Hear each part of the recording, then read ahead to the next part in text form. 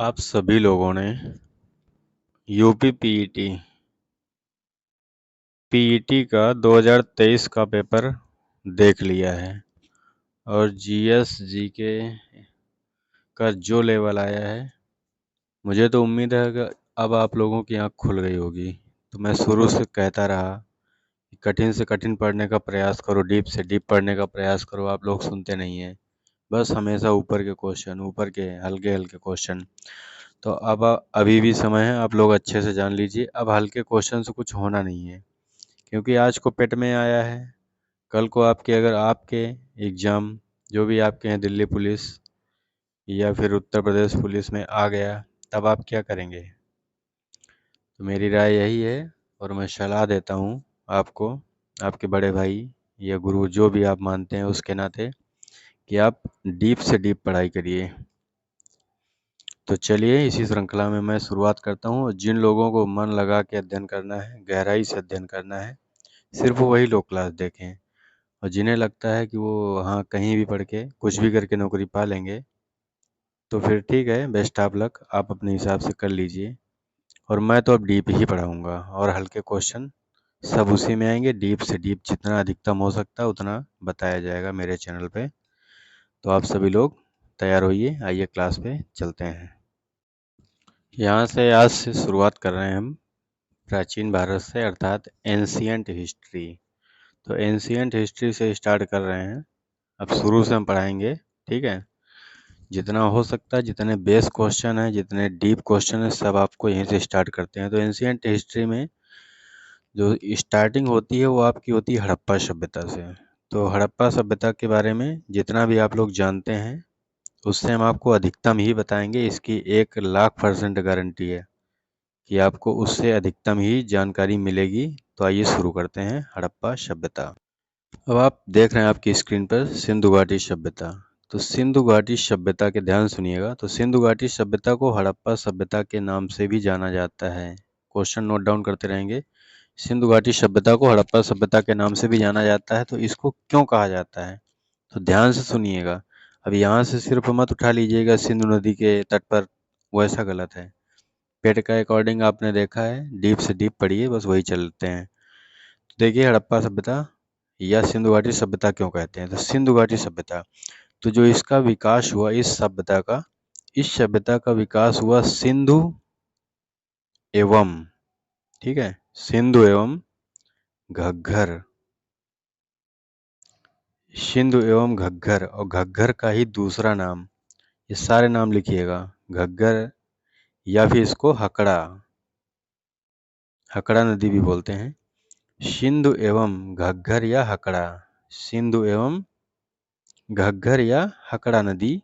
और इसी को, जो ये नदी है हकड़ा या घग्गर, इसी को प्राचीन सरस्वती नाम से भी जाना गया। ब्रैकेट में लिख लेंगे प्राचीन सरस्वती, प्राचीन सरस्वती, ठीक है। तो सिंधु एवं घग्गर या हकड़ा, इसी को प्राचीन सरस्वती के नाम से जाना गया।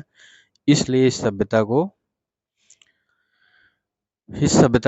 मतलब सिंधु और घग्गर या हकड़ा अर्थात सरस्वती, इस नदी के किनारे इस सभ्यता का विकास हुआ। तो वहां पर सिर्फ सिंधु नदी में नहीं बताएंगे, इसको ये भी बताएंगे सिंधु एवं घग्गर या हकड़ा अर्थात सरस्वती नदी के तट पे हुआ, इसके किनारे माना जाता है, इसलिए इसको सिंधु घाटी सभ्यता कहते हैं। तो दो नदियों का उल्लेख है यहाँ पर, सिंधु नदी, घग्गर अर्थात हकड़ा, उसी को सरस्वती भी कहते हैं। ये आप नोट डाउन करेंगे। आगे देखिए। और रही बात, इसको हड़प्पा सभ्यता क्यों कहते हैं।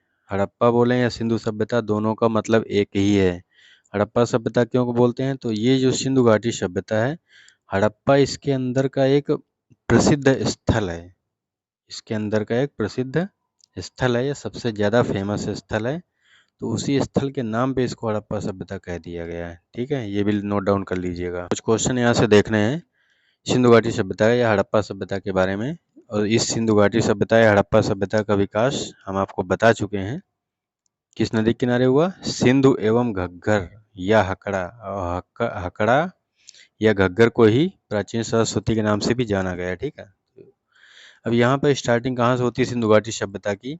सर्वप्रथम 1826 में चार्ल्स मेसन ने इस पर प्रकाश डाला।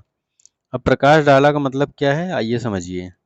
तो प्रकाश डालने का अर्थ ये है कि उन्होंने टार्च लेके प्रकाश नहीं डाला। ये जो चार्ल्स मेसन थे, ध्यान समझिएगा, चार्ल्स मेसन, इनके बारे में लिखिएगा।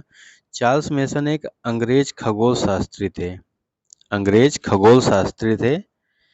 और इन्होंने 18वीं शताब्दी में, ठीक, 18वीं शताब्दी में इंग्लैंड में विज्ञान के क्षेत्र में कार्य करने के लिए इनको काफ़ी ख्याति मिली। इंग्लैंड में चार्ल्स मेसन को विज्ञान के क्षेत्र में काम करने के लिए काफ़ी ख्याति मिली और एक खगोल शास्त्री थे, ठीक है। और इनके बारे में एक दो क्वेश्चन नोट डाउन करिए पहले। अमेरिकी इतिहास में मैसन डिक्सन, ये लिख लीजिएगा, मैसन, कलर चेंज करते हैं। अमेरिकी इतिहास में मैसन डिक्सन, मैसन डिक्सन, डिक्सन रेखा है, ठीक है। अमेरिकी इतिहास में मैसन डिक्सन रेखा। अब मैसन डिक्सन रेखा है किसके बीच में, क्योंकि जो इस प्रकार की रेखाओं के नाम डाले जाते हैं वो किन्हीं न किन्हीं दो स्थानों के बीच में होती हैं। तो मैसन डिक्सन जो रेखा है वो मैरीलैंड, वो मैरीलैंड, मैरीलैंड लिखते रहिएगा, एवं पेंसिल्वानिया, इसका नाम लिख लीजिएगा, पेंसिल्वानिया, पेंसिल्वानिया, पेंसिल्वानिया, मैरीलैंड एवं पेंसिल्वानिया के बीच में मैरी डिक्सन रेखा है। पहले तो आप ये लिख लीजिए, मैसन डिक्सन रेखा किसके बीच में है, मैरीलैंड एवं पेंसिल्वानिया, पेंसिल्वानिया के बीच में मैसन डिक्सन रेखा है। इस रेखा का जो सर्वेक्षण किया गया था, इस रेखा का सर्वेक्षण भी मैसन के द्वारा ही किया गया था, अर्थात चार्ल्स मैसन के द्वारा, इसलिए भी ये फेमस थे। तो कहने का मतलब ये काफ़ी फेमस व्यक्ति थे चार्ल्स मैसन। हमने आपको बता दिया है इनके बारे में जो भी क्वेश्चन बन सकते हैं, कि मैसन डिक्सन रेखा जो मैरीलैंड एवं पेंसिल्वानिया के बीच में है, जो सीमा का निर्धारण करती है, उसका सर्वेक्षण भी इन्हीं के द्वारा किया गया था, ठीक है। तो चार्ल्स मैसन ने सर्वप्रथम इस सभ्यता के बारे में प्रकाश डाला, अर्थात इसके बारे में उन्हें ज्ञात हुआ तो उन्होंने लोगों को बताया। अब आता है उसके बाद नाम, यहाँ पर चार्ल्स मैसन ने 1826 में सर्वप्रथम इसके बारे में लोगों को जानकारी दी, तो बात तो खैर आई गई हो गई। 1853 में अलेक्जेंडर कनिंघम ने हड़प्पा जो सभ्यता थी, वो स्थल था जहाँ खोजा गया था, जो उसका सर्वे किया। किसने किया, अलेक्जेंडर अलेक्जेंडर कनिंघम ने 1853 में हड़प्पा सभ्यता के उस स्थल का सर्वे किया। सबसे पहले चार्ल्स मैसन ने 1826 में उसके बारे में लोगों को जानकारी दी, और 1853 में 26 दूना 52 मतलब 27 ईयर्स के लगभग बाद अलेक्जेंडर कनिंघम ने इस हड़प्पा सभ्यता, जो हड़प्पा का वो स्थल खोजा गया था, उसका सर्वे किया। अब आपके दिमाग में क्लिक होगा क्वेश्चन कि यहाँ तो मेसन थे, ये अलेक्जेंडर कनिंघम कौन है। तो अलेक्जेंडर कनिंघम के बारे में क्वेश्चन जानिए। जो ये अलेक्जेंडर कनिंघम थे, इनको लिख लेंगे अगर कुछ याद रह जाए, क्योंकि ऐसे तो भूल जाओगे। अलेक्जेंडर जो कनिंघम थे, ये ब्रिटिश सेना जो थी इंडिया में, क्योंकि ये 1853-54 की बात चल रही है, तो जो ब्रिटिश सेना के, ठीक है, ब्रिटिश सेना के बंगाल इंजीनियर ग्रुप के इंजीनियर थे, बंगाल इंजीनियर ग्रुप के क्या थे, इंजीनियर थे। कौन, ये कनिंघम, अलेक्जेंडर कनिंघम ब्रिटिश सेना में बंगाल इंजीनियर ग्रुप के इंजीनियर थे कनिंघम, ठीक है। तो बाद में इन्हें भारतीय पुरातत्व और इतिहास के बारे में इन्हें काफ़ी जानकारी हो गई थी, तो ये फेमस हो गए, ठीक है। तो थे कौन, बंगाल इंजीनियर ग्रुप में ब्रिटिश सेना में, अंग्रेज थे, ब्रिटिश सेना में ये इंजीनियर थे, बंगाल इंजीनियरिंग ग्रुप में, इंजीनियर ग्रुप में अलेक्जेंडर कनिंघम, ठीक। तो हमने अभी तक आपको सिर्फ दो क्वेश्चन यहाँ सिखाए हैं। 1826 में चार्ल्स मेसन, 1826 में चार्ल्स मेसन ने क्या किया, इस सभ्यता को सर्वप्रथम लोगों के बारे में रखा कि ऐसी कोई सभ्यता है भी 1826 में। और 1853 में अलेक्जेंडर कनिंघम जो क्या थे, जो इंजीनियर थे। और एक चार्ल्स मेसन कौन थे, पुरातत्व सर्वेक्षण वाले कार्यकर्ता थे या उसी के सर्वेक्षण का कार्य करते थे, ठीक है। उसके बाद बात 1853 के बाद 1856 में चलते हैं। तो यहाँ जॉन बर्टन एवं विलियम बर्टन, ये इनको बर्टन बंधु भी कहते हैं, इनको बर्टन बंधु भी कहते हैं, बर्टन बंधु। कौन है? जॉन बर्टन एवं विलियम बर्टन, याद रखिएगा। जॉन बर्टन एवं विलियम बर्टन जो थे, ये लाइन बिछा रहे थे, ये रेलवे लाइन बिछाने का काम कर रहे थे। कहाँ से कहाँ? लाहौर से कराची। ये उस समय तो पाकिस्तान अपना था नहीं, तो ये सब इंडिया में ही था। लाहौर से कराची के मध्य रेलवे लाइन बिछाने का काम चल रहा था, तो वहाँ पर बर्टन बंधु थे, जॉन बर्टन एवं विलियम बर्टन लाइन बिछाने का काम कर रहे थे। कहाँ से कहाँ कर रहे थे? आप तो पेपर में आप देख ही चुके, कुछ भी पूछ सकता है, तो उसी हिसाब से पढ़िए।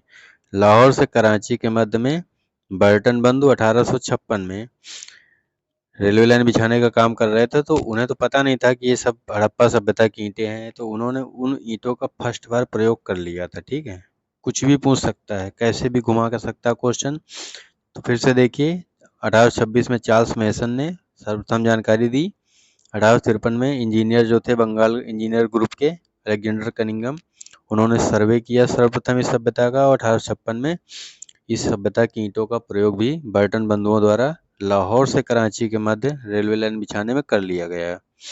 अब 53 में कनिंघम गए थे देखने, और 53 के बाद 3 साल बाद पहुंचे फिर कनिंघम।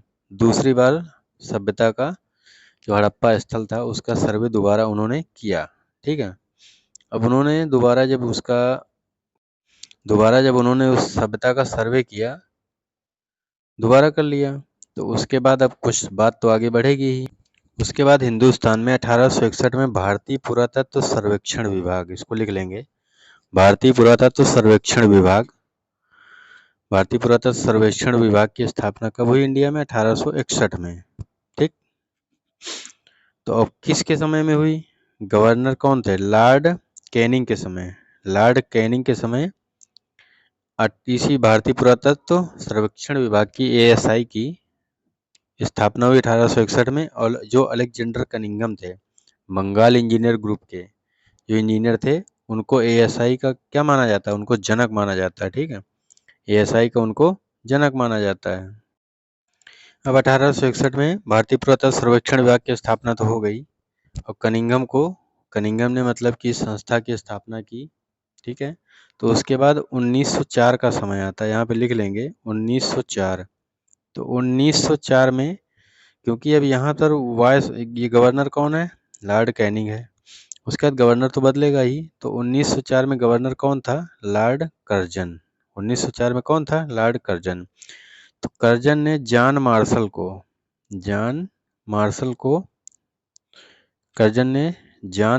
को क्या बना दिया? ASI का महानिदेशक 1904 में, इसको लिख लेंगे, ठीक है। 1904 में ही ASI का महानिदेशक बनाया गया। किसको? जॉन मार्शल को बनाया गया। किसके द्वारा? लॉर्ड कर्जन के द्वारा। अगला क्वेश्चन, अब जब ये बन गए, महानिदेशक बन गए, कौन बन गए? जॉन मार्शल बन गए, तो इनके पास पावर्स आ गई। तो पावर में आदमी क्या करता है? काम तो करता ही है। तो उसके बाद इन्होंने इंडिया में अपना एक सहयोगी खोजा। अपने सहयोगी किसको खोजा?